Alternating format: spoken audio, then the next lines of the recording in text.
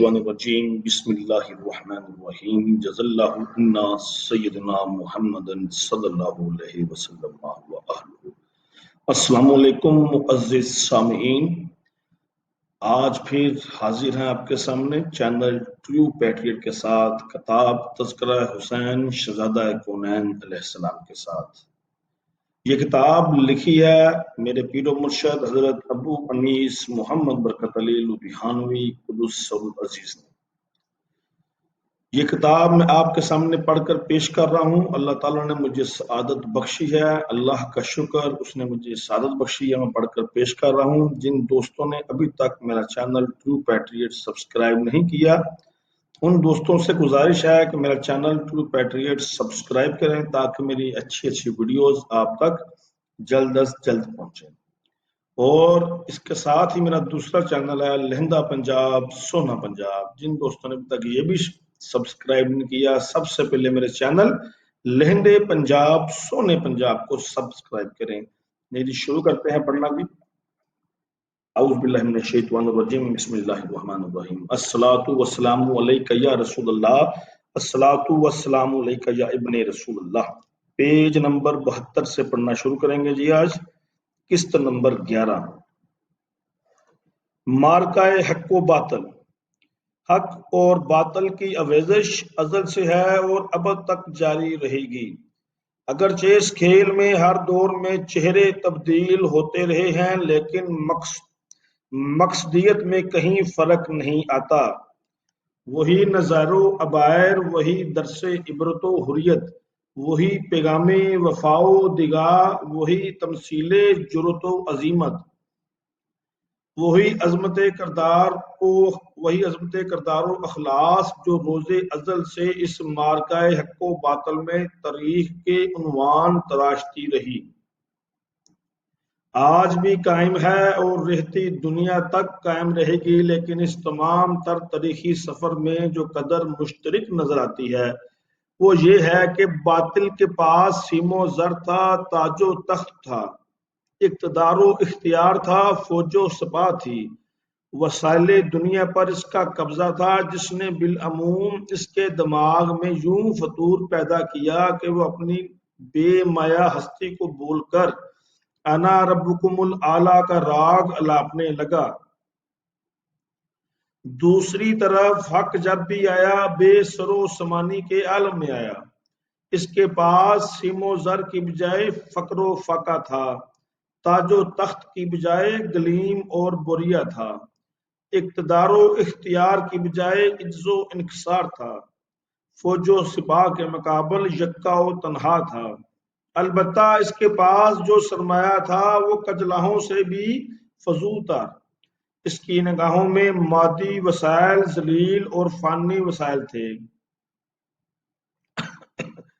اس کی پیشانی پر نور عبودیت تھا، اس کے سینے میں نور ایمان تھا، اس کے قلب میں خوف خدا تھا، اس کی نگاہوں میں جلال کبریا تھا، اس کے کردار میں تقدس ملائکہ تھا، اس کی گفتار میں علم و حکمت تھی، اس کا لباس تقویٰ و حیا، اس کا علم نور و ضیا، اس کا سرمایہ فقر و غنا، اس کا عزم تقدیر الہ، اس کا اسوہ حسنہ اور اس کا وظیفہ سبحان ربی الاعلی تھا۔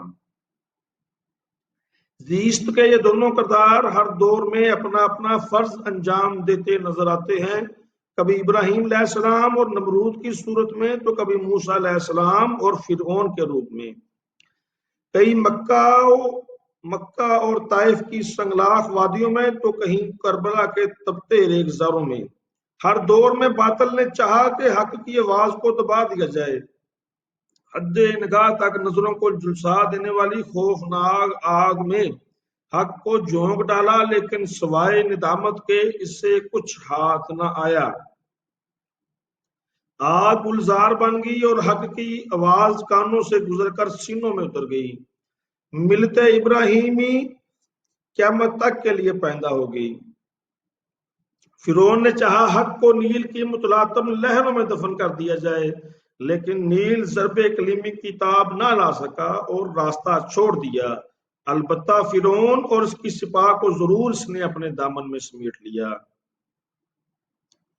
مکہ کے ستمبرانوں نے چاہا کہ فرعون کی چوٹی سے اٹھنے والی حق و صداقت کی آواز ان کی جھوٹی اناؤں اور ان کے جھوٹے خداؤں کے لیے چیلنج نہ بن سکے۔ ان کے زرخیز دماغوں نے اس آواز حق کو دبانے کے لیے نت نئے ستم ایجاد کیے۔ گلیوں اور بازاروں میں تضحیک و تضلیل، شیب ابی طالب میں محصوری، ہجرت مدینہ، غزوہ بدر و احد اور عذاب و حنین، یہ سب کیا تھا؟ یہ سب اسی سلسلے کی کڑیاں تھی۔ حق و باطل کی جو ویزش روز ازل سے جاری ہے، یہ اسی داستان کا ایک حصہ تھی۔ اب ذرا آگے بڑھیے اور دشت کرب و بلا کے زروں پر خون سے لکھی ہوئی تحریروں کو غور سے پڑھیے۔ یہ نقوش آج بھی زبان حال سے پکار پکار کر کہہ رہے ہیں کہ حق و باطل کے مارکوں میں آج تک تاریخ نے جو عنوان تراشے ہیں، ان سب کا خلاصہ تمہیں اس دشت بے آب و گیا میں مل جائے گا۔ ریت کے ان زروں پر تمہیں اللہ کے اس فرمان کی عملی تفسیر مل جائے گی جو قوموں کی زندگی کا سرمایہ تصور کی جا سکتی ہے۔ وَلَنَبْلُوَنَّكُمْ بِشَيْءٍ مِّنَ الْخَوْفِ وَالْجُوعِ وَالنَّقْصٍ مِّنَ الْأَمْوَالِ وَالْأَنفُسِ وَالثَّمَرَاتِ کا عملی نمونہ دیکھنے کے لیے گاہے گاہے اپنے ذہنوں میں حضرت عفیفہ بطول جگر گوشہ رسول صلی اللہ علیہ وسلم کے فرزند عالی مقام کی اس داستان علمانگیز اور ولولہ خیز کا تصور کر لینا جو اس نے دھرتی پر اپنے مقدس خون سے لکھی۔ آنکھیں بند کر کے ذرا اس رزمگاہ کا تصور کر لینا جہاں ہر طرف خوف و ہراس کے پہرے تھے۔ صحرا کے سناٹوں میں محصور و مجبور بچے، بوڑھے، عورتیں اور بچیاں سبھی تھیں۔ ان کے خیموں کے گرد موت اپنے خوفناک بال بکھیرے تریکیوں کے جال بن رہی تھی۔ ہر متنفس غیر یقینی حالات میں سانسیں لے رہا تھا۔ اقتدار و اختیار کی تمام سنگینیاں ان کے گرد گھیرا ڈالے کھڑی تھی۔ انسانی شرف کی علامت نواسہ رسول صلی اللہ علیہ وسلم جگر گوشہ بطول حسین ابن علی اور ان کا خاندان اعدام میں گرا ہوا تھا۔ ایک طرف سپاہ شام کی خون اشام تلواریں لہرا رہی تھیں تو دوسری طرف امام علی مقام علیہ السلام اور ان کے چند جانثار ساتھی تھے۔ رات کے سناٹے میں ایک طرف گھوڑے کے ہنہنانے کی آواز سے فضا اور بھی خوفناک ہوئی جاتی تھی تو دوسری طرف خیموں میں اللہ کی تسبیح و تحمید کا غلغلہ تھا۔ ایک طرف قہقہے تھے، دوسری طرف پیشانیاں اللہ کے حضور سجدہ ریز سبحان ربی الاعلیٰ کے ورد میں مصروف تھی۔ ایک طرف لشکر ادا اپنی قوت پر نازاں تھا تو دوسری طرف اللہ کی عظمت بیان کی جا رہی تھی۔ اللہم مالک الملک تؤتی الملک من تشاء وتنزع الملک ممن تشاء وتعز من تشاء وتذل من تشاء بیدک الخیر انک علی کل شیء قدیر۔ ایک طرف جبر تھا، دوسری طرف صبر۔ ایک طرف ظلم و جفا، دوسری طرف علم اور رضا۔ ایک طرف مادی وسائل کا مظاہرہ تھا تو دوسری طرف عرفہ خسائل کی نمود۔ اللہ اللہ، دنیا کی نگاہوں نے ایسا مارکا نہ کبھی دیکھا اور نہ اس کی مثیل و نظیر تاریخ عالم کبھی پیش کر سکے گی۔ بھوک تھی، پیاس تھی، خوف تھا، جانوں کا اتلاف تھا۔ آپ کے ساتھی ایک ایک کر کے آپ پر جانثار ہو چکے تھے۔ خیموں کے ساتھ خاندان اہل بیت کے تمام لڑکے بالے اور جوان خون میں نہائے پڑے تھے۔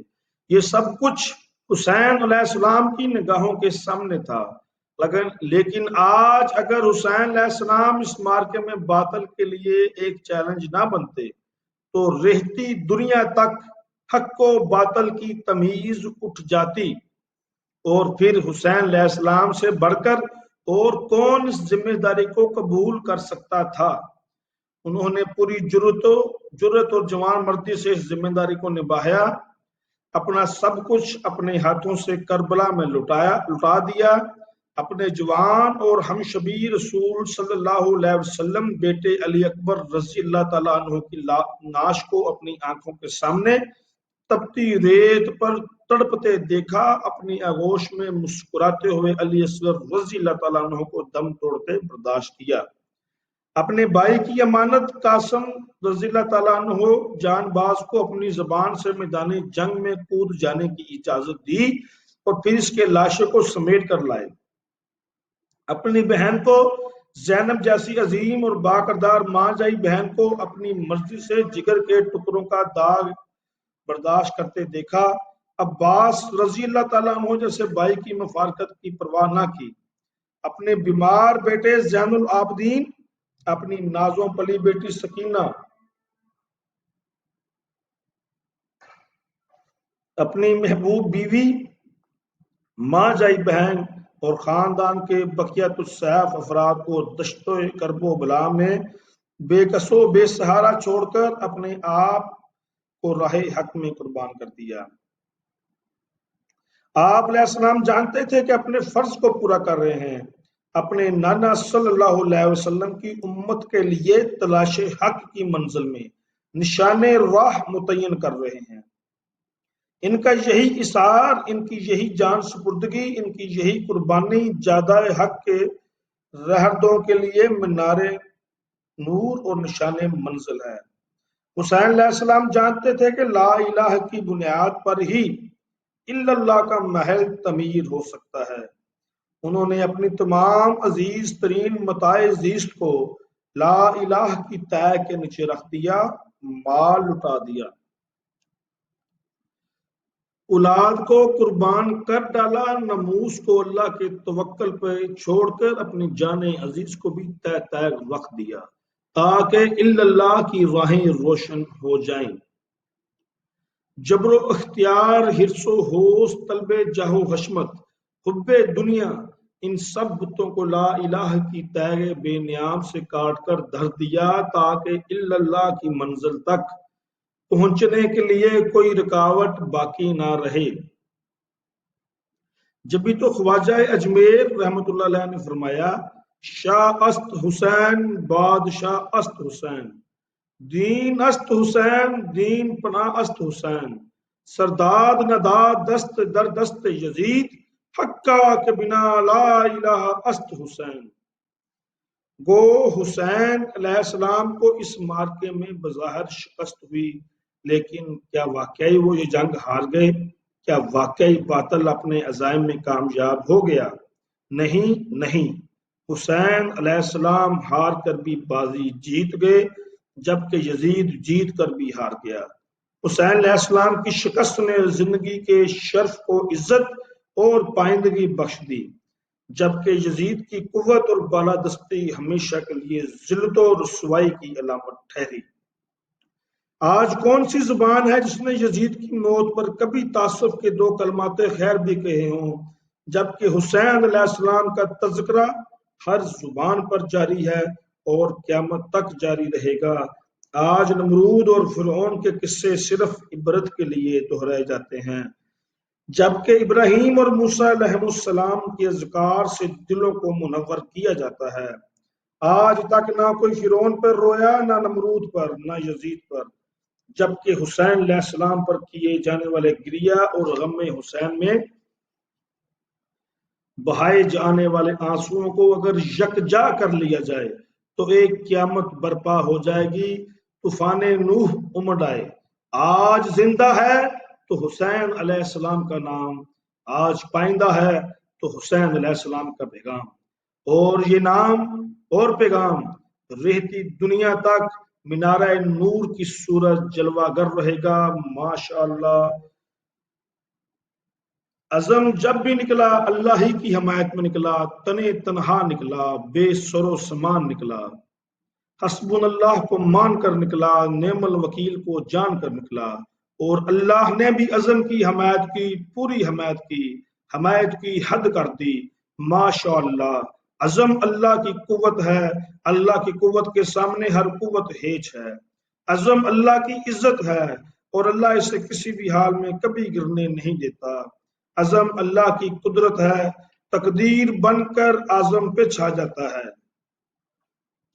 عزم و استقامت حیات و دنیا کے دو گوہر ہیں۔ اللہ تبارک تعالیٰ جب بھی کسی سے کوئی کام لینا چاہتا ہے اسے عزم عطا فرما کر استقامت بخشتے ہیں، ورنہ نہ کوئی بندہ اپنے آپ کسی عزم پہ قدرت رکھتا ہے نہ ہی استقامت پر۔ عزم و استقامت کا چولی دامن کا ساتھ ہے، جتنا بلند عزم اتنی ہی قوی استقامت۔ عزم کے ساتھ اگر استقامت نہ ہو تو کسی بھی میدان میں کبھی جیت نہیں سکتا۔ عزم کلبوت، استقامت روح رواں، نظام قدرت عزم و استقامت ہی سے رواں دواں۔ یہی تاریخ اور یہی آدمیت و انسانیت و بشریت کی جد و جہد کی داستان ہے جو قیامت تک کے لیے زندہ جاوید ہے، کسی بھی زمانے میں کبھی نہیں مٹتی ماشاءاللہ۔ عزم و استقامت کی بے مثال جو کربلا کے میدان میں پیش ہوئی، اس کی مثال دنیا کی کسی بھی تاریخ میں نہیں ملتی ماشاءاللہ۔ دریائے فرات کے کنارے عزم کے دونوں بازو کٹ گئے، استقامت پانی کی مشک کو منہ میں پکڑے جا رہی ہے، اللہ اللہ۔ ادھر تپتی ریت پر عزم کا سر تن سے جدا ہے اور تن زخموں سے چور، زمین پہ تڑپ رہا ہے، سر نیزے کی انی پہ بلند ہے، استقامت قرآن کریم کی تلاوت کر رہی ہے۔ یہ وہ حد ہے جسے کسی ماں کے لال نے کبھی مات نہ کیا اور نہ رہتی دنیا تک کبھی مات کر سکے گا۔ شہ سوار کربلا کی شہ سواری کو سلام، نیزے پہ قرآن پڑھنے والے قاری کو سلام۔ جی معزز سامعین، آج ہم نے پیج نمبر 79 تک پڑھا ہے۔ امید کریں گے کہ آپ اسے ضرور سنیں گے، کیونکہ تذکرہ حسین شہزادہ کونین علیہ السلام عین عبادت ہے۔ اللہ تعالیٰ نے مجھے توفیق بخشی، اس پہ اللہ تعالیٰ مجھے استقامت عنایت فرمائے اور آپ کو سننا نصیب فرمائے۔ اگر آپ سنیں گے تو آپ کو فیوز سے مالا مال فرمائے، کیونکہ تذکرہ حسین عین عبادت ہے۔ جس نے حسین سے محبت کی اس نے در حقیقت نبی کریم صلی اللہ علیہ وسلم سے محبت کی، اور جس نے نبی کریم صلی اللہ علیہ وسلم سے محبت کی اس نے اللہ سبحانہ و تعالی سے محبت کی۔ اللہ تعالیٰ میرا یہ پڑھنا قبول فرمائے، آمین ثم آمین، یا حیو یا قیوم۔